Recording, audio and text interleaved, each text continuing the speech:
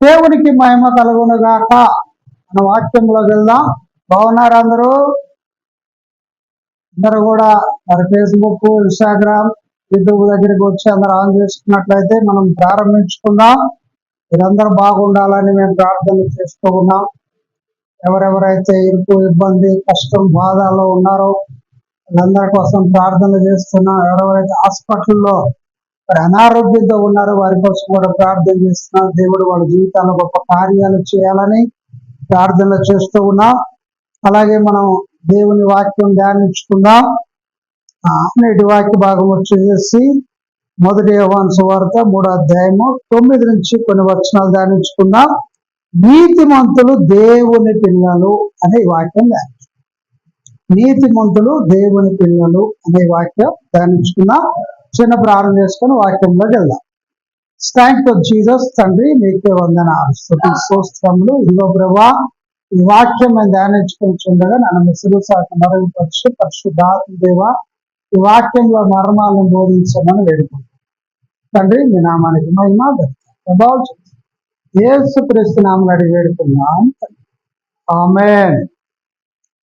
చూసుకుందాము. నీతిమంతులు దేవుని పిల్లలు.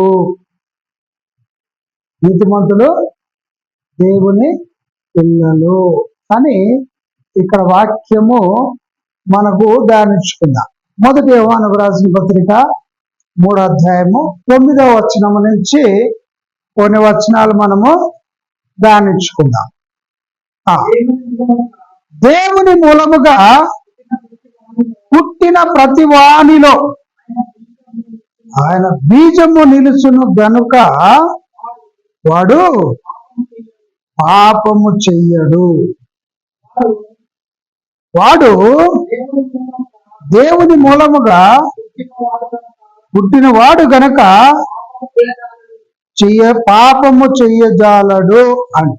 ఇక్కడ దేవుని బిడ్డగా నువ్వు ఉన్నప్పుడు దేవుడు నిన్ను పుట్టించాడు గనక నీవు పాపము చెయ్యవు అంట. అందుకని ఇక్కడ ఏమన్నా అంటే దేవుని మూలముగా పుట్టిన ప్రతి వానిలో ఆయన బీజము నిలుచును గనుక వాడు పాపము చెయ్యడు. పాపము చేసేవాడు దేవుని బిడ్డ కాదు. దేవుని బిడ్డ అంటే పాపము చేయకుండా ఉండాలి, ఆ పాపములోకి నువ్వు వెళ్ళకూడదు అని వాక్యం మనకి ఇక్కడ చాలా క్లియర్ గా సెలవిస్తూ. కనుక నువ్వు ఎప్పుడైతే వాక్యానుసారంగా నీవు ఉండట్లేదు, మరి పాపానికి నువ్వు వెళ్తూ ఉన్నావు అని అంటే దేవుని బిడ్డగా నువ్వు పనికిరావు. దేవుని బిడ్డగా ఉండాలి అని అంటే పాపము చేయకూడదు. పాపము చేసేవాడు దేవుని బిడ్డ కాడు అని మనకు వాక్యం ఇక్కడ చాలా క్లియర్ గా సెలవిస్తూ. ఇక్కడ మనం ఒక వచనం చూద్దాం. 1 యోహానుకు రాసిన పత్రిక 5:18 చూద్దాం. 5:18 చూద్దాం. మనము దేవుని సంబంధమనియు లోకమంతయు దుష్టుని అందున్నదని ఎరుగుదుము. ఏమన్నారు ఇక్కడ? మనము దేవుని సంబంధమనియు. మనము దేవుని సంబంధం. లోకమంతా ఎవరి సంబంధి? దుష్టుడు సంబంధం. నువ్వు దేవుని బిడ్డగా ఉంటే నీ లెక్కలు వేరే ఉంటాయి. లోకానుసారంగా జీవిస్తున్నావు అంటే సైతాను బిడ్డవన్నారు. దేవుని బిడ్డ ఎప్పుడు కూడా లోకానుసారంగా జీవించడు. దేవుని బిడ్డ ఎప్పుడు కూడా లోకం మీద డిపెండ్ కాడు. ఎప్పుడు కూడా దేవుని బిడ్డ అంటే ఒక ప్రత్యేకత ఉంటూ ఉంది. దేవుని బిడ్డ అంటే దేవుని చిత్తాన్ని నెరవేర్చేవాడు. దేవుని బిడ్డ అంటే నీతిగా నిజాయితీగా ఉండేవాడు. దేవుని బిడ్డ అంటే ఇతరులను కూడా ప్రేమించేవాడు. దేవుని బిడ్డ అంటే ప్రతి ఒక్కళ్ళ మీద ప్రేమ చూపించేవాడు. అదే సైతాన్ వాడి బిడ్డ ఇతరులను భక్షించేవాడు, ఇతరుల్ని బాధ పెట్టేవాడు, ఇతరుల్ని ఇబ్బంది పెట్టేవాడు సైతాన్ గాడి బిడ్డ. నువ్వు ఇతరుల్ని బాధ పెట్టేవాడిగా ఉన్నావా? ఇతరులు గాని, కుటుంబ సభ్యులు గాని, బంధుమిత్రులు గాని నువ్వు బాధ పెట్టేవాడిగా ఉన్నావా? లేక వారిని ప్రేమించి వారికి హెల్ప్ చేసేవాడిగా ఉన్నావా? వారిని ప్రేమించి హెల్ప్ చేసేవాడిగా ఉన్నావు అని అంటే దేవుని బిడ్డవు. వారిని బాధ పెట్టి ఇబ్బందులు పెట్టే రకంగా ఉంటే నువ్వు సైతాను బిడ్డవు. అందుకని ఇక్కడ చాలా క్లారిటీగా మరి చెప్తూ ఉన్నాడు, నీతిమంతులు దేవుని పిల్లలు, నీతిమంతులు మాత్రమే దేవుని పిల్లలు, అవినీతి పరులు దేవుని పిల్లలు కారు, అవినీతి పరులు సాతాను పిల్లలు అని వాక్యం చాలా క్లియర్ గా ఇక్కడ చెప్తూ, కనుక నీవు దేవుని బిడ్డగా ఉన్నావా లేక సాతాను బిడ్డగా ఉన్నావా? నిన్ను నువ్వు పరిచయం చేసుకోవాలి, నిన్ను నువ్వు పరిచయం చేసుకోవాలి. ఎందుకంటే దేవుని బిడ్డ ఎలా ఉండాలో మరి సాతాను బిడ్డ ఎలా ఉంటాడో వాక్యం మనకు చాలా క్లియర్గా ఇక్కడ అర్థంలాగా చెప్తుంది. అద్దం ముందు ఒక వ్యక్తి నిలబడితే ఆ ఏ విధంగా ఉంటాడో, ఆ శుభ్రంగా నీటిగా ఉన్నాడా లేకపోతే అడ్డం దొడ్డంగా చండాలంగా ఉన్నాడా అనేది అద్దం ముందు నిలబడితే చాలా క్లారిటీగా అర్థమవుతుంది కదా. ఇప్పుడు మనం చూసుకుంటే కొంతమంది చక్కగా జాబ్ చేసుకునే పిల్లలు ఏ విధంగా తయారవుతారు? చక్కగా స్నానం చేసి టక్కు చేసుకుని నెత్తి మంచి దూకొని నీట్ గా ఆఫీస్కి వెళ్ళడానికి ప్రయత్నం చేస్తారు. వాళ్ళు సక్రమంగా జాబ్ చేసుకొని బతికేటోళ్ళు. అలాగే అల్లరి చిల్లరగా తిరిగి వాళ్ళని వీళ్ళని నోళ్లు కొట్టి బతకాలని కూడా ఎలా ఉంటాడు? ఆడి నెత్తి అంతా సింపురిగా ఉంటది, మంచి బట్టలు వేసుకోడు, స్నానం చేయడు, శుభ్రం ఉండదు, సూచ్యం ఉండదు, ఎట్ట పడితే అట్లా ఉంటా. వీళ్ళిద్దరిని అర్థం పొందుగల పెడితే ఎవరు ఏ విధంగా కనపడతారు అనేది క్లారిటీ వస్తుంది. అందుకనే యేసు అంటే ఒక అద్దం లాంటి వాడు. ఆయన ముంగట క్లారిటీ వచ్చేస్తుంది. ఈడు దేవుని బిడ్డ, ఈడు సైతాన్ని. అద్దం ముంగట ఇద్దరు మనుషులు నిలబడితే ఎవరు ఎలా ఉన్నారో కనపడినట్టుగానే యేసు ముంగట లేక వాక్యం ముంగట ఎవరన్నా మరి నిలబడితే ఆటోమేటిక్గా వాళ్ళ గుణగణాలు వాళ్ళకి అర్థమైపోతాయి.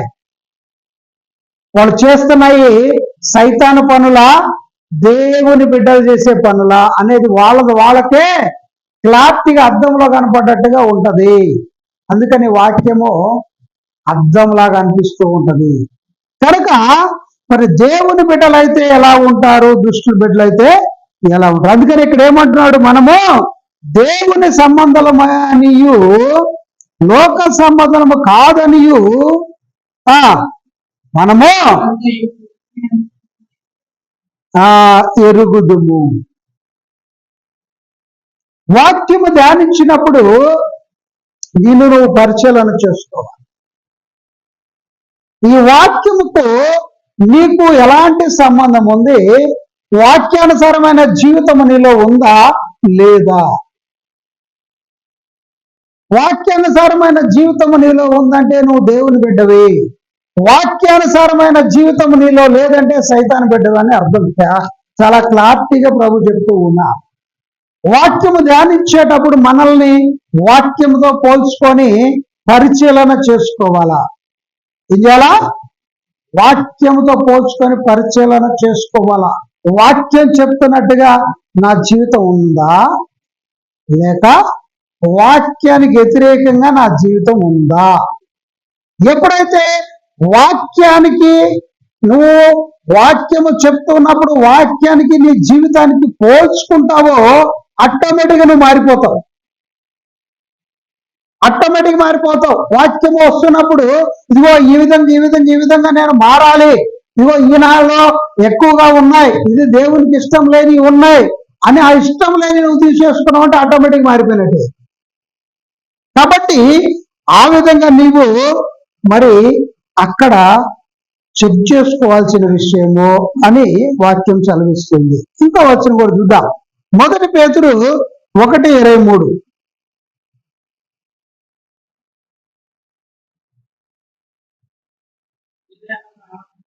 ఏలనగా సర్వ శరీరులు ఏమంట గట్టిని పోలిన వారు వారి అన్నమంతయు గడ్డి పువ్వలే ఉన్నది ఏమంట ఎలానగా సర్వ శరీరులు గడ్డిని పోలి ఉన్నారు, వారి అందమంతయు గడ్డి పువ్వలే ఉన్నది. అంటే ఇక్కడ ఏం చదువుతున్నాడు? మనుషులందరూ కూడా ఒక గడ్డిని పోలి ఉన్నారు. ఇప్పుడు గడ్డి పువ్వు ఉందనుకోండి, పొద్దున్నే ఎలా ఉంటుంది అది? చాలా పొద్దున్నే ఆ మనసుకి ఆ పొద్దున్నే ఇరబూసి చక్కగా ఆ మనసు దాని మీద వాళ్ళగానే నిగనిగలాడుతూ ఉంటుంది ఆ పువ్వు కదా. మా ఎంత అందంగా ఉంది ఇది అన్నట్టుగా కనిపిస్తూ ఉంటది. మరి 10-11 ఏళ్ళకి ఎండ ముదిరేళ్ళకి ఏమవుద్ది? పుష్సుని వాడి కదా. మనిషి జీవితం కూడా అలాంటిదే, మనిషి అందం కూడా అలాంటిదే. అందుకని ఇక్కడ ఆ గడ్డిని పోలుస్తున్నాడు. అందుకని ఇక్కడ ఏమంటున్నాడు మనం చూస్తే, మళ్ళీ సరే చదువుదాం. ఏలైనగా సర్వ శరీరులు గడ్డిని పోలిన వారు అంటున్నాడు. ఆ గడ్డితో పోలుస్తున్నాడు మనిషిని. వారి అందమంతయు గడ్డి పువ్వులే ఉండెను. మనుషులందరూ అందమా ఎలా ఉంటుందంట? గడ్డి పువ్వులే. ఎప్పుడు వాడిపోతుందో తెలియదు, ఎప్పుడు దేవుడు పిలుస్తాడో తెలియదు. దాన్ని చూసుకునేందుకు విర్రవేగటం. ఇంకేమన్నాడు? 24 చదువుదాం. గడ్డి ఎండును, దాని పువ్వునే రాలును, అయితే ప్రభు వాక్యము ఎల్లప్పుడూ నిలుచును. ఆమె ఏమంట? గడ్డి ఎండిపోయి రాలిపోద్ది అంట, కానీ ప్రభు వాక్యము ఎల్లప్పుడూ నిలిచి ఉంటది. అందుకని నీ వాక్యాన్నతోటి నువ్వు సరిచేసుకోవాలా. ఆ గడ్డిలో అన్నము చూసుకొని, నీ మందము చూసుకొని నువ్వు మరి ఎర్రవేగకూడదు అంటే. ఈ అందాన్ని మందాన్ని చూసుకొని ఎర్రవీగితే ఆ గడ్డి ఏ విధంగా అయితే ఎండిపోయి వాడిపోద్దో రాలిపోద్దో, అలా నీ జీవితం కూడా ఎండిపోయి రాలిపోతే మనిషి జీవితము మరి ఎంతసేపు ఉంటదనేది కూడా గ్యారెంటీ లేదు. ఏ క్షణాన ఏ మనిషి చనిపోతాడో, ఏ క్షణాన ఆ మనిషి జీవితము మరి ఆ సంపూర్ణంగా కనపడకుండా పోద్దో ఎవరికి అర్థం కాదు. ఈ గడ్డి కూడా మరి కాసేపు దగదగ మెరిసి ఎండ భయంకరంగా కొట్టగానే ఎండి ఏ విధంగా అయితే రాలిపోద్దో అలాగే మనిషి జీవితం కూడా ఉంటది. ఈ భూమి మీద ఏ మనిషికి కూడా ఒక సమయం గ్యారెంటీ లేదు, ఒక టైం గ్యారెంటీ లేదు.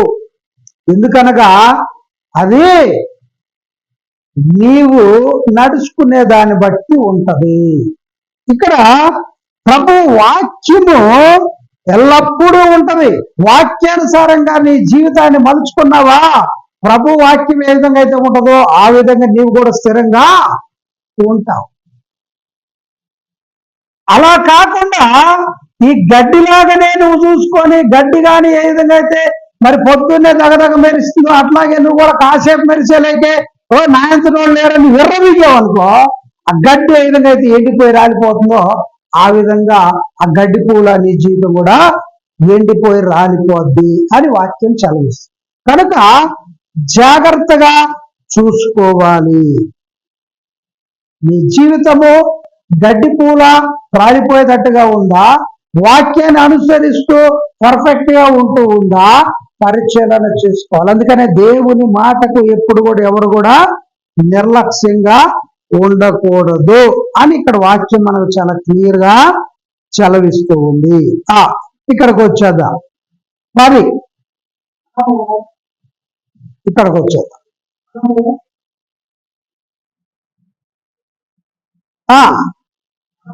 దీనిని బట్టి దేవుని పిల్లలెవరో అపవాది పిల్లలెవరో తేటపడబడును.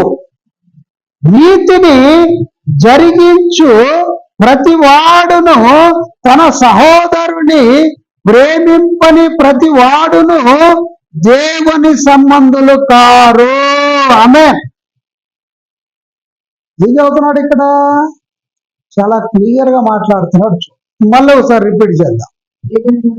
దీనిని బట్టి దేవుని పిల్లలెవరో అపవాది పిల్లలెవరో తేటపడును. ఏమంట? దీన్ని బట్టి దేవుని పిల్లలెవరో అపవాది పిల్లలెవరో తేటపడును. ముందు చెప్పినట్టుగా ఇంకేమన్నాడు? నీతిని జరిగించని ప్రతి వాడును తన సహోదరుని ప్రేమింపని ప్రతి వాడును దేవుని సంబంధులు కారు. నీతిని ప్రేమించని వాడు, తన సహోదరులను ప్రేమించని వాడు దేవుని పిల్లల కారు అని చాలా క్లియర్గా చెప్పారు. దేవుని మాటకి విలువిచ్చి దేవుడు చెప్పినట్టుగా నడుచుకునే వాడే దేవుని పిల్లలు. ఆ విధంగా నడవని వారు దేవుని పిల్లల గారు, దయ్యము పిల్లలు అని వాక్యం మనకి ఇక్కడ చాలా క్లియర్ గా చెప్తుంది. ఇక్కడ మనం ఒక వచనం చూద్దాం. 1 పేతురు 2:29. సారీ, 1 పేతురు కాదు, 1 యోహాను 2:29. ఆయన నీతిమంతుడని మీరు ఎరిగి ఉన్న ఎడల నీతిని జరిగించు ప్రతివాడును ఆయన మూలముగా పుట్టి ఉన్నాడని ఎరుగుదురు. ఏమంట? ఆయన నీతిమంతుడని మీరు ఎరిగి ఉన్న ఎడలా, ప్రభు నీతిమంతుడని మీరు ఎరిగి ఉన్న ఎడలా మీరు పాపం చేయరు, మీరు కూడా నీతిమంతులుగా ఉంటారు. అందుకనే చెప్తున్నారు, ఆయన నీతిమంతుడని మీరు ఎరిగి ఉన్న ఎడల నీతిని జరిగించు ప్రతి వాడును ఆయన మూలముగా పుట్టిన వాడని ఎరుగుదురు. ఆమేన్. నువ్వు నీతిగా నడుచుకుంటున్నావా? ఆయన మూలంగా పుట్టావు, ఆయన బిడ్డవు. అవినీతిగా నడుచుకుంటున్నావా? సైతాను బిడ్డవు. చాలా క్లియర్గా ఉంది. ఎలా ఉంది నీ జీవితం? పరిచయం చేసుకో. ఈ వాక్యానుసారంగా నీది ఉందా? ఏ విధంగా ఉండకూడదో వాక్యం ద్వారా చెప్తూ ఉన్నా, ఏ విధంగా ఉండాలో వాక్యం ద్వారా చెప్తూ ఉన్నా. ఈ వాక్యానికి నీ జీవితానికి లింక్ ఉంది. ఈ వాక్యానుసారంగా నీవు ఉన్నావా? వాక్యానికి వ్యతిరేకంగా నువ్వు ఉన్నావా? పరిశీలన చేసుకోవాలి. దేంతో పరిశీలన చేసుకోవాలి? వాక్యంతో పరిశీలన చేసుకోవాలి, వేరే మనుషులతో కాదు. కొంతమంది ఏం చేస్తారంటే ఆ మనిషిని ఫాలో అవుతా, ఈ మనిషిని ఫాలో అవుతా అంటారు. మనుషులను కాదు ఫాలో అవ్వాల్సింది, దేవుని వాక్యాన్ని ఫాలో అవ్వాలి, దేవుని మాటను ఫాలో అవ్వాలి. మనుషులు అవకతవకలు చేస్తూ ఉంటారు. కొంతమంది ఏమంటారంటే, అదో ఆ వ్యక్తి చాలా నీతిమంతుడండి, నేను ఆయన్ని ఫాలో అవుతూ ఉన్నా, ఈసారి ఎందుకో ఆయన పొరపాటు చేశాడు. ఏమంటారు?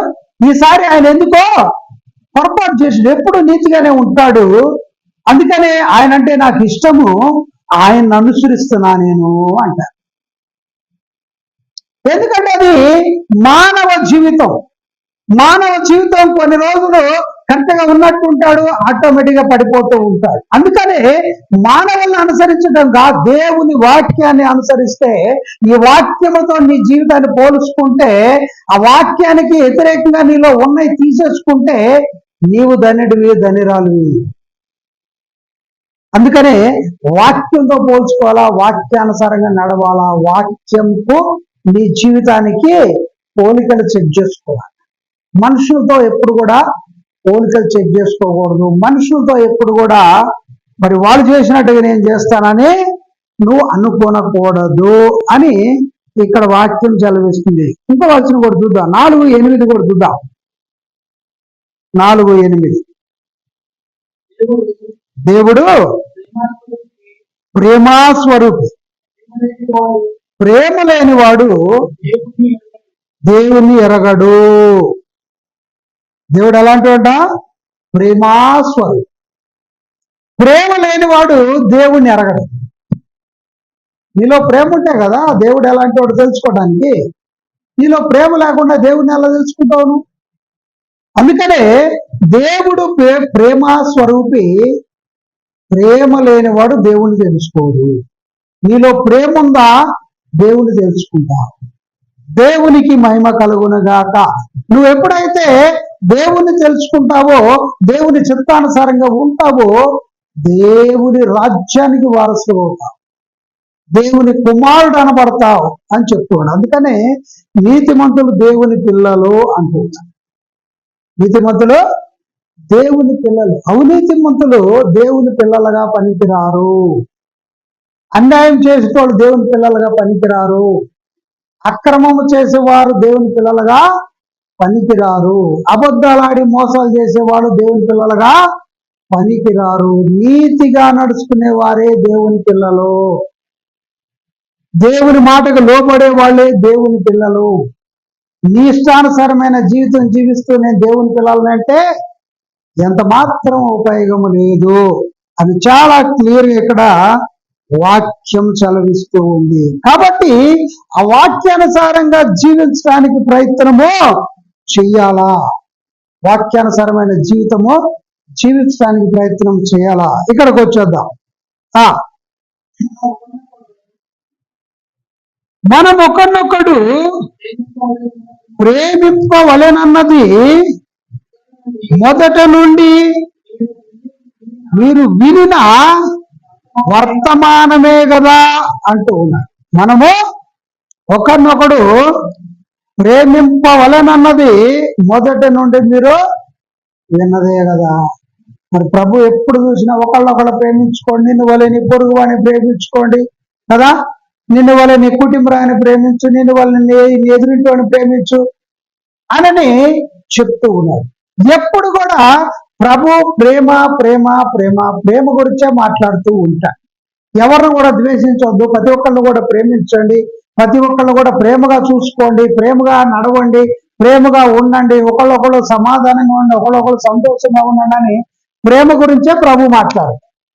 మరి దాన్ని మనం నిర్లక్ష్యం చేసి మనమే ఆ ప్రేమను పక్కకు పెట్టి కోపాన్ని తెచ్చుకొని కోపంతో జీవించడం వల్ల మనకు సంతోషము సమాధానం కోల్పోతూ ఉన్నాం. ఎప్పుడైతే నువ్వు దేవుని మాట నువ్వు ఇప్పటి వరకు నువ్వు జీవించిన ఆ కోపము ద్వేషాన్ని కొంచెం పక్కకు పెట్టి ప్రభు చెప్పినట్టుగా ఈ ప్రేమను ఒకసారి ట్రై చేయి. ఎంత బాగుంటుందో.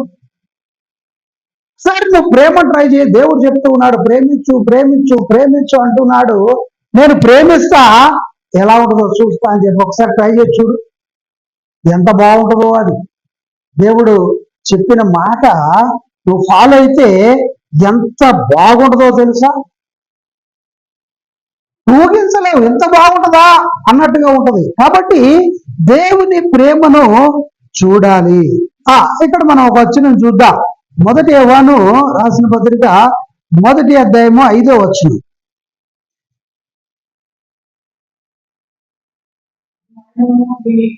మేము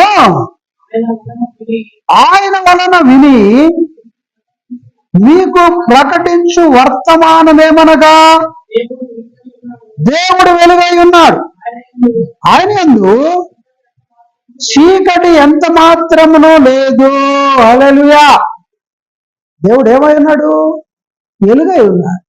ఆయన దగ్గర చీకటే ఉండనే ఉండదు. ఆయన ఉన్న స్థలంలో చీకటి ఉండదు. మనం చీకట్లో ఉంటావా, వెలుగులో ఉంటావా? ఒకసారి నువ్వు పరిశీలన చేసుకో. నువ్వు చీకట్లో ఉండాలంటే సైతం దగ్గరికి వెళ్ళాలా, వెలుగులో ఉండాలంటే దేవుని దగ్గరికి రావాలా?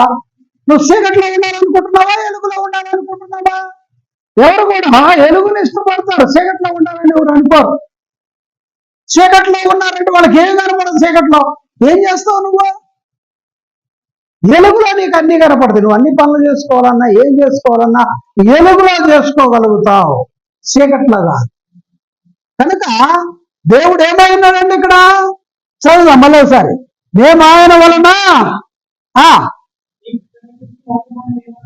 మేము ఆయన వలన విని మీకు ప్రకటించు వర్తమానం ఏమనగా దేవుడు వెలుగై ఉన్నాడు, ఆయన యందు చీకటి ఎంత మాత్రము కూడా లేదు. దేవునికి మహిమ కలుగును గాక. ఇక్కడ ఏం మాట్లాడుతున్నారు అనంటే, మేము ఆయన వలన విని మీకు ప్రకటించుచున్నాము. ఈ వాక్యము ఆయన వలన వచ్చింది, ఆయన మా ద్వారా మీతో మాట్లాడుతూ ఉన్నాడు అని చాలా క్లియర్ గా చెప్తుంది. నువ్వు బైబిల్ మరి చదివితే నీకు అర్థం కాదు. ఎందుకని అర్థం కాదు? అది బైబిల్ మర్మములతో కూడిన విషయం. ఎవరికి పడితే వాళ్ళకి అర్థం కాదు. కేవలం పరిశుద్ధాత్మ దేవుడు వచ్చి మాట్లాడినప్పుడు అప్పుడు ఆ దానిలో ఉన్న మర్మాలు బయటకు వస్తాయి. అప్పుడు నీకు అర్థమవుతుంది. అందుకని అంటున్నాడు, ఆయన ద్వారా మేము విని మా ద్వారా మీకు వస్తూ ఉంది. ఆమేన్. కాబట్టి ఆయన మాకు బయలుపరుస్తూ మా ద్వారా మీకు బయలుపరుస్తూ ఉన్నాడు. దాన్ని నువ్వు నమ్మాలా. ఇక్కడ అందుకనే చాలా క్లియర్ గా ప్రభు చెప్తూ ఉన్నారు. కనుక ఆ ప్రకారము నువ్వు నడవాలి అనేది దేవుని ప్రణాళిక. కాబట్టి ఆ విధంగా నడుచుటకు నువ్వు ప్రయత్నము చెయ్యాలా అని వాక్యం మనకి ఇక్కడ చాలా క్లియర్ గా చెప్తూ ఉంది. ఇంకో వచనం కూడా చూద్దాం. యోహాను సువార్త 13:34.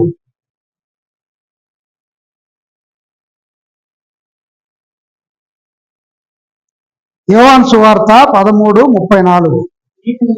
మీరు ఒకరినొకరు ప్రేమింపవలెనని మీకు కొత్త ఆజ్ఞ ఇచ్చుచున్నాను. నేను మిమ్మును ప్రేమించినట్లే మీరును ఒకరినొకరు ప్రేమింపవలెను. ఆమేన్. దేవుని బిడ్డలకు ఉండాల్సిన లక్షణం ఇదే. ఎందుకంట దేవుని బిడ్డలకు ఉండాల్సిన లక్షణం ఇదే. ప్రేమించాలా. ప్రేమించాలా. దేవుడు ఏం చేస్తున్నాడు మన పట్ల? ఆయన మనల్ని ప్రేమిస్తూ ఉన్నాడు. ఆయన మనల్ని ప్రేమించినప్పుడు, ఆయన మనల్ని ప్రేమించి మంచి ఆరోగ్యం, బలము, శక్తిని, సంతోషము, సమాధానము, సమృద్ధి నీకు ఇచ్చినప్పుడు నువ్వు ఇతరులను ప్రేమించడానికి నీకు సమస్య? నీకు ఇతరులను ప్రేమించడానికి ఎందుకు నీకు సమస్య? నువ్వెప్పుడైతే ఇతరులను ప్రేమించకుండా నీ మనసులో కుళ్ళు కుతంత్రం పెట్టుకుంటావో అప్పుడు నీకు అన్ని వస్తాయి, రోగాలు, నొప్పులు, సమస్యలన్నీ. కనుక ఏం చేయాలంటే ఇక్కడ మళ్ళీ ఒకసారి చదువుదాం. మీరు ఒకని ఎడల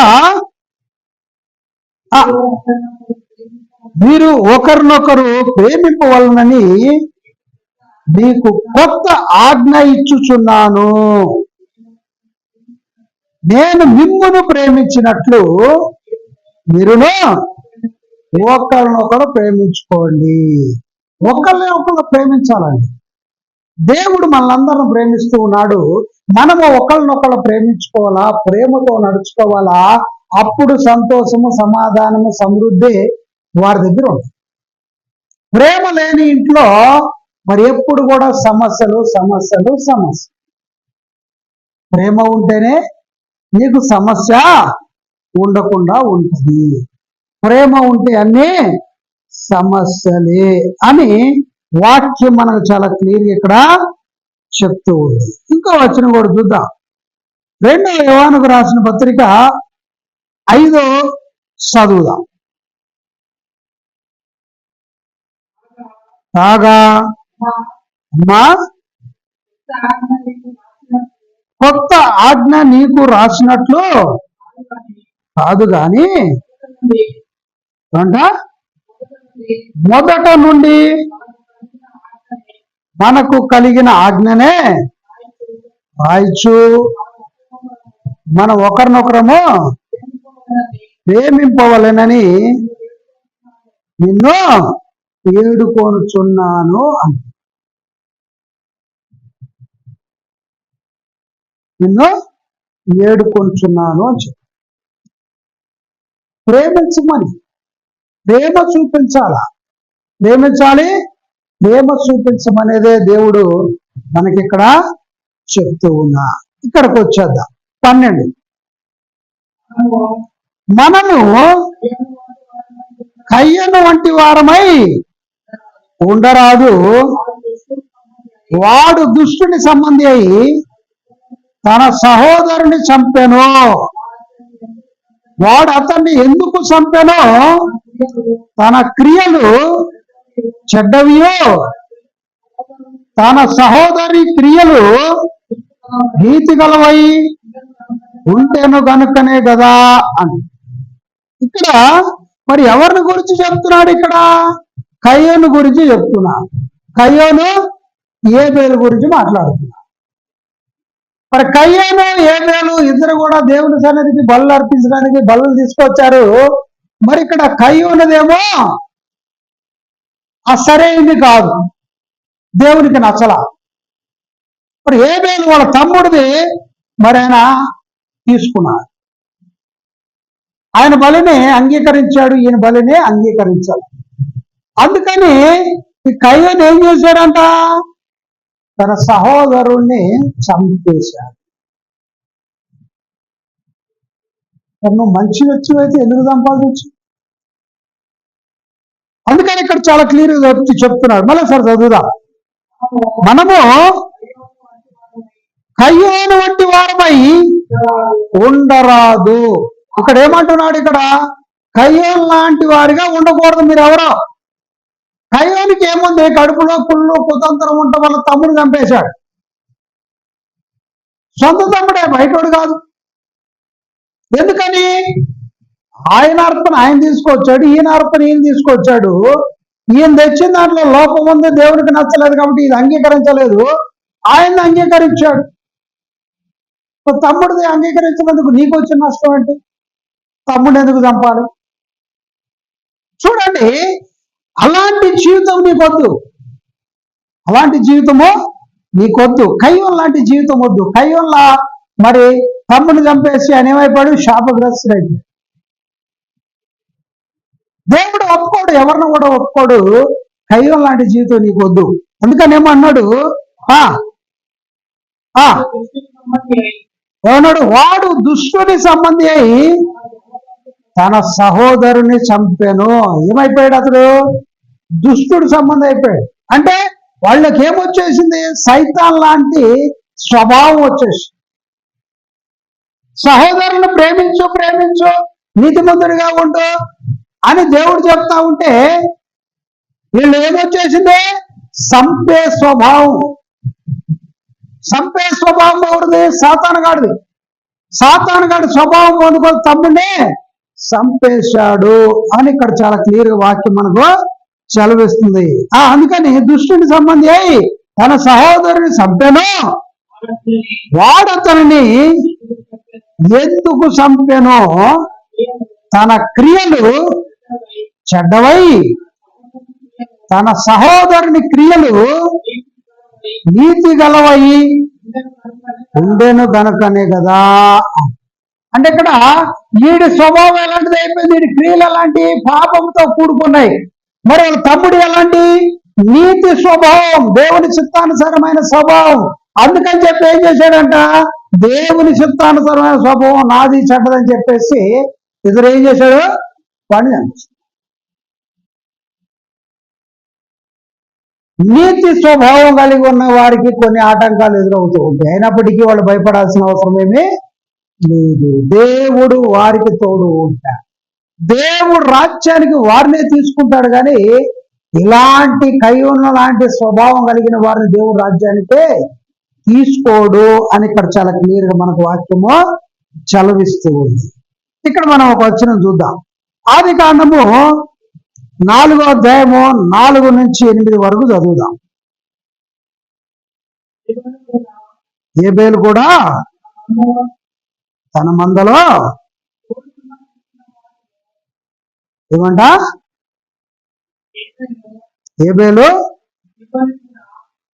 ఏబేలు కూడా తమ మందలో తోలుచున్న పుట్టిన వాటిలో కొవ్విన వాటిని కొన్ని తెచ్చెను. యెహోవా ఏబేలును అతని అర్పణను లక్ష్య పెట్టెను. కయ్యోనును అతని అర్పణలను ఆయన లక్ష్య పెట్టలేదు. కాబట్టి కయ్యూనుకు మిక్కిలి కోపము వచ్చి అతడు తన ముఖము చిన్నబుచ్చుకొనగా యెహోవా కయ్యూనుతో నీకు కోపమేలా, ముఖము చిన్నబుచ్చుకున్నావని చిన్నబుచ్చుకొని ఉన్నావేమని నీవు సత్క్రియ చేసిన ఎడలా తల ఎత్తుకొనవా, సత్క్రియ చెయ్యని ఎడలా వాకిట పాపము పొంచియుండును, నీ ఎడల దానికి వాంఛ కలుగును, నీవు దానిని ఏలుదు అనెను. కయ్యూను తన తమ్ముడైన ఏబేలుతో మాటలాడెను. వారు పొలములో ఉన్నప్పుడు కయ్యూను తన తమ్ముడైన ఏబేలు మీద పడి అతనిని చంపెను. ఆమె ఏం చేశాడు ఇక్కడ? మరి కయ్యూను తీసుకొచ్చిన ఏమో సరేని కావు, దేవుడికి నచ్చలే. ఏబేలు తీసుకొచ్చిన ఏమో మంచి బలిసినవి ప్రథమంగా ఉన్న వాటిని తీసుకొచ్చాడు. దేవునికి ఎప్పుడు కూడా ప్రథమ ఫలం అంటే ఇష్టం. ప్రథమ ఫలం అంటే ఇష్టం. ఈ జీవితంలో ప్రతి ఒక్కటి కూడా మొట్టమొదటగా దేవునికి ఇంపార్టెంట్ ఇవ్వాలా. పొద్దున్నే లేవగానే ఫస్ట్ దేవుడికే ప్రార్థన చేయాలా. నీ పనులన్నీ చేసుకొని ప్రార్థన చేస్తానంటే కాదు. ప్రథమ ఫలం అంటే ఏంటి? పొద్దున్నే లేవగానే ఫస్ట్ దేవుని స్తుతిస్తే ప్రథము. ఫస్ట్ దేవునికి అవకాశం ఇచ్చావు, తర్వాత వేరే పనులు చేసుకున్నావు. లేవగానే అన్ని పనులు చేసుకున్న తర్వాత దేవుని మొక్కుతానంటే అన్నీ నీకు ఫస్ట్ ఇంపార్టెంట్ అయిపోయినాయి, చివరి స్థానం దేవునికి ఇచ్చావు. అలా చేస్తే ఒప్పుకోడు. ప్రథమ ఫలము అంటాడు. దశభాగాల్లోకి వచ్చే కూడా ఫస్ట్ నువ్వు దేవుని దశభాగం తీసిన తర్వాత మిగిలిన వాడుకోవాలి. అన్ని పనులన్నీ చేసుకొని అన్నిటికీ ఖర్చులు పెట్టుకొని మిగిలిన దాంట్లో దశభాగం ఇస్తా అంటే కూడా నీకు ఉపయోగం ఉండదు. ఇక్కడ కూడా అలాగే జరిగింది. ఏబేలేమో ప్రథమ ఫలము తీసుకొని వచ్చాడు, కయ్యూను ప్రథమ ఫలము తేలా. అందుకని మరి ఏబేలుని అంగీకరించాడు, కయ్యూనుని అంగీకరించాల దేవుడు. అందుకని అక్కడ మొహం చిన్నపుచ్చుకొని దేవుడు అడుగుతున్నాడు, మొహం ఎందుకు చిన్నపుచ్చుకున్నావు? నువ్వు మంచి పని చేస్తే నువ్వు తలకదించుకోవాల్సిన అవసరం ఏంటి? ఎవరైనా చెడ్డ పని చేసినోడు ఏం చేస్తాడు? తలకదించుకుంటాడు, ఏం మాట్లాడు. మంచి పని చేస్తే నేను మంచి పనే చేశా అని తలెత్తుకుంటాడు. అందుకని ఇక్కడ దేవుడు ఏమో ఎందుకు తలదించుకున్నావు? నువ్వు సరైనది చేస్తే తలదించుకోవాల్సిన అవసరం ఏంటి? నువ్వు మంచిది చేయలేదు, వాడు మంచిది చేశాడు, అందుకని వాడు అంగీకరింపబడదు, మీరు అంగీకరింపబడలే అని చెప్తే ఏం చేశాడు? పొలంలో మరి ఆయన ఒంటరిగా ఉన్న కాడికి పోయేసేసి ఆయన మీద పడి చంపేస్తే ఇదైపోయిందా? చూద్దాం, కింద చదువుదాం. యెహోవాని నీ తమ్ముడైన ఏబేలు ఎక్కడని కయ్యూను అడగగా అతడు నేను ఎరుగను, నా తమ్మునికి నేను కావలవానినా అనేది. ఏమన్నాడు ఇక్కడ? నీ తమ్ముడు ఎక్కడా అని అడిగితే దేవునికి ఎలాంటి తలకి సమానం చదువుతున్నాడు చూడు. నేనేమన్నాడు? కావలానా? నీ తమ్ముడు ఎక్కడరా బాబు అంటే తమ్ముడు చంపేశాడు, పడేసి వచ్చావు, దేవునికి తెలీదా? నీ తమ్ముడు ఎక్కడా అని నిన్ను అడిగితే ఏమన్నాడు ఇక్కడ? నా తమ్ముడికి ఏమన్నా కాపలానా? ఇంకేమన్నాడు? అప్పుడు ఆయన నీవు చేసిన పని ఏమిటి? నీ తమ్ముని రక్తము ఒక స్వరము నేలలో నుండి నాకు మొరపెట్టుచున్నది. ఆమేన్. ఆయన రక్తము మొరపెడుతున్నాడు దేవునికి. ఎవరిది?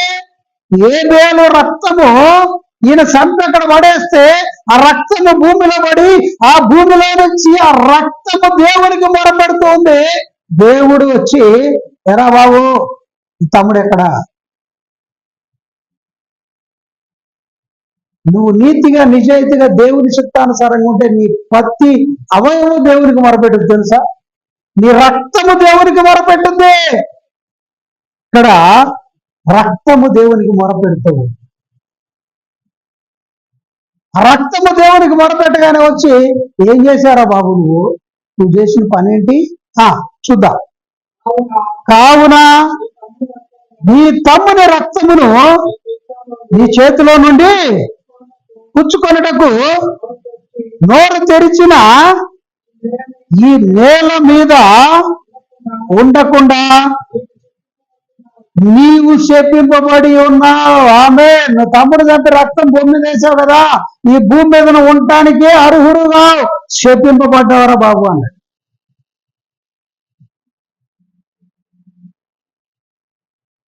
ఆ నేల మీద రక్తం పడి ఆ రక్తము నేలలో నుంచి నాకు మొరపెడుతుంది, అందుకని ఈ భూమి మీద నిలబడటానికి నీకు అర్హత లేదు, నువ్వు శపింపబడ్డావు. నీవు నేలను చేతిపరిచినప్పుడు అది తన చారమును ఇక మీదట నీకు ఇయ్యదు.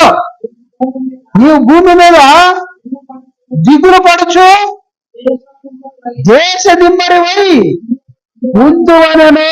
ఆమె దేవుడు శాపం పొందుకున్నాడు. ఏమవుతారంట, భూమి మీద ఒక దగ్గర నిలబడకుండా దేశ దిమ్మరిలా తిరుగుతూ ఉంటాడు. ఆడి మైండ్ పని చేయదా, మైండ్ పని చేయదు. నేల సేద్యం చేసేదో సంపాదించుకొని తిందామని పోతే అది సారమయ్యేదో. ఎందుకనే చూడు, దేవుని శాపం పొందుకున్న వాళ్ళకి తినడానికి చక్కగా తిండి దొరకదు, చేస్తానికి చక్కగా పని దొరకదు. ఎప్పుడు చూసినా అడుక్కు తినేవాళ్ళు లాగుంటాడు. ఆడు దేశ దిమ్మర్లా మైండ్ సరి పని చేయకుండా దేశ దిమ్మర్లా తిరుగుతూ ఉంటాడు. ఈ కయ్యను దేవునికి వ్యతిరేకమైన పని చేసి దేవుని దగ్గర నుంచి శాపం పుచ్చుకొని ఇలా దేశ దిమ్మర్లా తిరుగుతున్నాడంట. ఇంకేమన్నాడు, అందుకు కయ్యను నా దోష శిక్ష నేను భరించలేనంత గొప్పదైపోయింది. అంటే అప్పుడు అర్థమైంది మనవాడికి, ఎప్పుడో శాపం తీసుకున్నాక.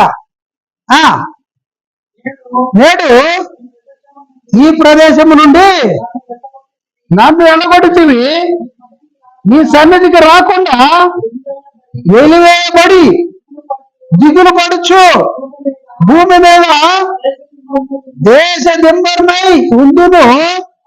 కావున నన్ను కనుగొని వాడెవడు, వాడు నన్ను చంపునని యెహోవాతో అనెను. హల్లెలూయా.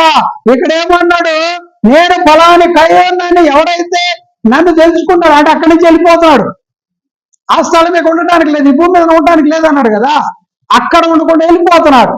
వేరే దేశ దెమ్మరి తిరుగుతూ తిరుగుతూ ఎక్కడెక్కడో తిరుగుతానికి వెళ్తున్నాడు దేశ దెమ్మరి. వెళ్తూ ఉండగా ఏమన్నాడు ఇక్కడ దేవుని దగ్గర, అయ్యా నేను దేశ దెమ్మరికి వెళ్తున్నాను కదా, ఎక్కడన్నా ఎవడన్నా నన్ను గుర్తుపడితే ఆ గుర్తుపట్టిన స్థలంలో వాడు నన్ను చంపేలా సాగు కోరుకున్నాడు. ఇప్పుడు ఎందుకంటే తమ్ముడు చంపాడు కదా, ఇప్పుడు ఆ మైండ్ పని చేయక దేశ దెమ్మరిగా తిరుగుతూ ఈ శాపం తీసుకొని వెళ్తున్నాడుగా, తినడానికి తిండి దొరకదు, భూమి సేద్యం చేసుకొని బతకడానికి కుదరదు అన్నాడు కదా. దేశ దెమ్మరిగా తిరగడానికి వెళ్తూ ఎవడు నన్ను గుర్తుపడితే వాడు అక్కడ చంపేలా నన్ను అని దేవుణ్ణి అడుగుతున్నాడు. అయితే ప్రభు ఏమన్నాడు ఇక్కడ, అందుకు యెహోవా అతనితో కాబట్టి ఎవడైనను కయ్యోనును చంపిన ఎడల వానికి ప్రతిదండన 700 కలుగునను. ఆమె ఆయన్ని చంపిరా ఎవడన్నా వాడికి ప్రతిదండన 700 ఉంటదండి. ఎందుకని, నువ్వు శాపము తీసుకున్నావు, దేశ దెమ్మరిగా తిరగాల, నువ్వే భూమి మీద దేశ దెమ్మరిగా తిరుగుతూ తిరుగుతూ తిరుగుతూ ఈ నిన్ను నా తమ్ముడు ఎందుకు చంపాడు రా బాబు, దేవునికి వ్యతిరేకమైన పని ఎందుకు చేశాడు రా బాబు అని నీకు పిచ్చెక్కడ.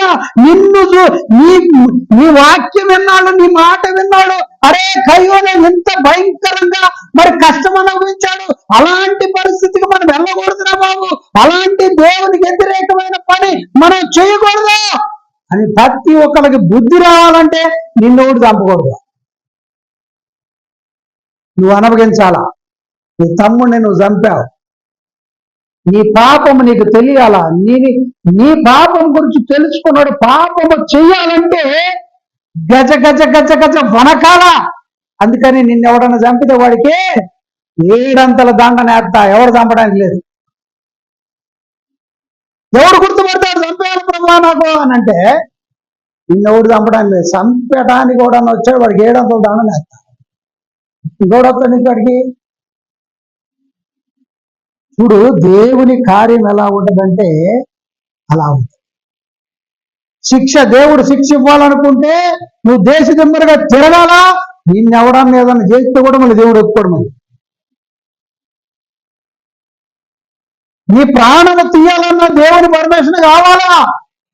దేవుని పర్మిషన్ లేకుండా అయ్యా ఇక నేను ఈ కష్టం వల్ల నేను చచ్చిపోతా అంటే నువ్వు పోయి బిల్డింగ్ ఎక్కి కింద దూకినా నువ్వు చావు. కాలేజీ ఇరుగుతుంది హాస్పిటల్ పడాల్సిందే కానీ నువ్వు చావాలంటే కూడా మళ్ళీ దేవుని పర్మిషనే కావాలా. ఎవడన్నా నిన్ను చంపాలంటే కూడా దేవుని పర్మిషన్ కావాలా. దేవుని పర్మిషన్ లేకుండా ఏం కాదు తెలుసా. దేవుని నిర్లక్ష్యం చేస్తావా? దేవుడు చెప్పిన మాటకి వ్యతిరేకంగా వెళ్తావా? ఎలా వెళ్తావు నువ్వు? నేను చేసింది పాపం, నా తమ్ముడు చంపాను, నువ్వు నాకు శాపం ఇచ్చావు కదా ప్రభా, ఎవడన్నా నన్ను గుర్తుపట్టినప్పుడు అక్కడ వాడు చంపేయాలి ప్రభా అని అంటే అట్లా చంపడానికి లేదు. ఎందుకు చంపుతావు? వాడు చంపుతానంటే వాడి మీద 7 అంతల దండం తీసుకొస్తాను నేను. నీలాంటి పని నీ ఎవరం తెలిసినోడు ఎవరు కూడా చేయడానికి లేదు. దేవుని వ్యవహారం ఎట్లా ఉండదంటే చాలా సీరియస్ గా తీసుకుంటాడు ఆయన. నువ్వు అనుకోవచ్చు ఏముందలే నాకు ఆయన కనపడలేదులే అనుకుంటావేమో.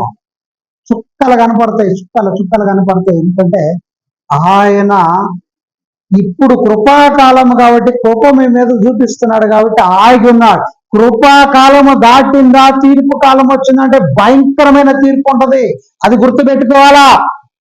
ఈ కృపాకాలంలో నన్ను ఏం చేయట్లేదులే, నేను తప్పు చేశా, నేను వాడిని అన్నా ఈయన్ని చేసినా ఎన్ని మోసాలు చేసినా నాకేమి దండం రావట్లేదులే అని నువ్వు అనుకుంటున్నావేమో. ప్రస్తుతానికి వదిలేశాడంతే. ప్రస్తుతానికి వదిలేశాడు. నీకు ముందున్న ముసళ్ళ పండుగ చుక్కలు కనపడతాయి. ఈ కయ్యోనికి ఏ విధంగా అయితే చుక్కలు చూపించాడో అంతకంటే భయంకరంగా 7 అంతలు చూపిస్తా అంటున్నాడు. ఒకసారి ఆలోచన చేసుకో బిడ్డ. ఇది కృపాకాలం. ఈ కృపాకాలంలో ప్రభువా నా తప్పైపోయింది క్షమించాయని ప్రభు పాదాలు పట్టుకుంటే క్షమాపణ దొరుకుతుంది. కృపాకాలం దాటిందా, ప్రభు రాకడ జరిగిందా, నీ పరిస్థితి భయంకరంగా ఉంటుంది. ఒక్కసారి పరిచయం చేసుకో. దేవునికి వ్యతిరేకంగా పని చేసిన కయ్యూను పరిస్థితి ఏమైందో ఒక్కసారి కయ్యూనని జ్ఞాపకం చేసుకో. ఎంత భయంకరంగా ఆయన జీవితం ఇదయిందో. ఇంకా చూసుకుంటే కయ్యూంది, ఇంకా చాలా ఉంది. టైం ఎక్కువ లేదు కాబట్టి మనం తొందరగా ముగించుకోవాలి. ఇంకొక వచనం చూసుకొని మనం ముగించుకుందాం. ఏప్రిల్కి రాసిన పత్రిక 11:4 చూద్దాం.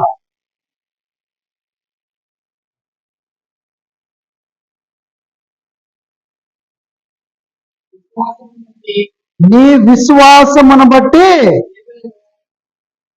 ఏబేలు కయ్యూను కంటే శ్రేష్టమైన బలి దేవునికి అర్పించను. ఏ విధంగా శ్రేష్టమైన బలి అర్పించాడంట? విశ్వాసమును బట్టి ఏబేలు కయ్యూను కంటే శ్రేష్టమైన బలి దేవునికి అర్పించను. విశ్వాసముతో దేవునికి ఏది మంచిగా ఉంటుందో ఆ విశ్వాసాన్ని బట్టి తెచ్చాడు కాబట్టి దేవునికి ఇష్టమైన బలిని తీసుకొచ్చాడు ఏబేలు. ఈ కయ్యూనికి ఆ విశ్వాసం లేదు కాబట్టి ఏదో ఒకటి తీసుకొద్దామని తీసుకొచ్చాడు. ఇంకేమన్నాడు? దేవుని అతని అర్పణములను గూర్చి సాక్ష్యం ఇచ్చినప్పుడు అతడు ఆ విశ్వాసమును బట్టి నీతిమంతుడని సాక్ష్యము పొందెను. అతడు మృతి పొందియో ఆ విశ్వాసము ద్వారా మాట్లాడుచున్నాడు. ఆమె చనిపోయిన ఆయన రక్తం మాట్లాడుతుందంటే దేని బట్టి అంటే ఆ విశ్వాసాన్ని బట్టి. విశ్వాసంతో ఆయనకి అర్పణ తీసుకొచ్చాడు. ఆ విశ్వాసాన్ని బట్టి ఆయన్ని చంపివేసిన ఆ రక్తము దేవునితో మాట్లాడుతుందంట. దేవునికి మహిమ కలుగునుగాక. అంత గొప్ప దేవుడు అండి మన దేవుడు. దేవుని పట్ల నీకు విశ్వాసం ఉంటే నువ్వు మాట్లాడపోయిన నీ రక్తం కూడా దేవునితో మాట్లాడుద్ది. అంత గొప్ప దేవుడు మన దేవుడు. కనుక నీతిమంతులుగా దేవుని పిల్లలుగా ఉండటం నీకు మేలు. అవినీతిమంతులుగా మరి సైతానికి పిల్లలుగా ఉంటే నువ్వు నష్టపోతావు అని వాక్యం మనకి ఇక్కడ చాలా క్లియర్ గా చలవిస్తూ ఉంది. మరి నువ్వెలా ఉన్నావు? అందరూ కూడా కళ్ళు మూసుకున్నట్లయితే నువ్వెలా ఉన్నావు? నువ్వు పరిశీలన చేసుకుంటావా?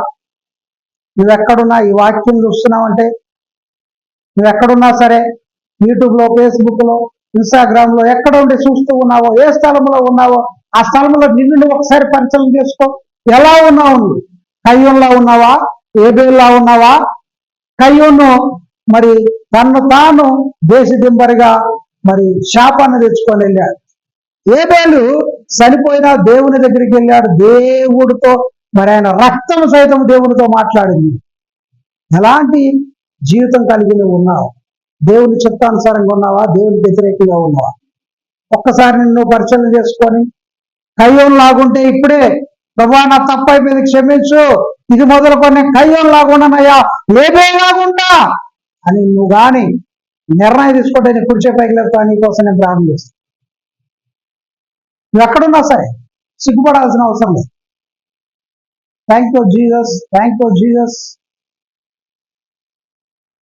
నీకోసం నేను ప్రార్థన చేసుకున్నా. Thank you Jesus. తండ్రి మీకే వందన.